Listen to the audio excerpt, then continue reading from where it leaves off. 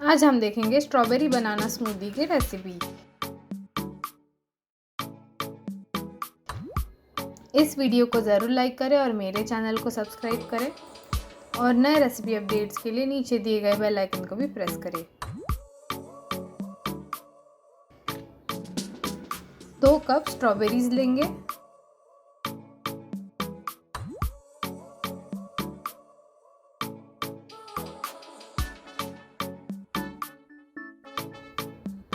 फिर लेंगे एक केला, इसे थिनली स्लाइस किया है। उसमें डालेंगे 1 कप दही। फिर डालेंगे 1 बड़ा चम्मच शहद। आप चीनी भी यूज़ कर सकते हैं, लेकिन इसे हेल्दी टच देने के लिए शहद यूज़ किया है।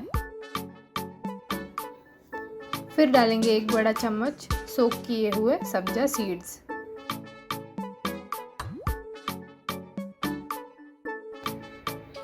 एक चौथाई गिलास दूध, ये ऑप्शनल है, और इसे ब्लेंड करेंगे।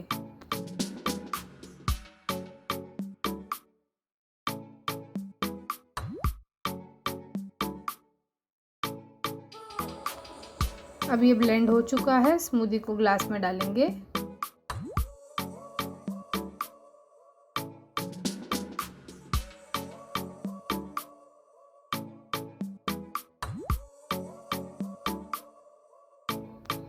गार्निश करेंगे मिंट लीव्स और स्ट्रॉबेरी से।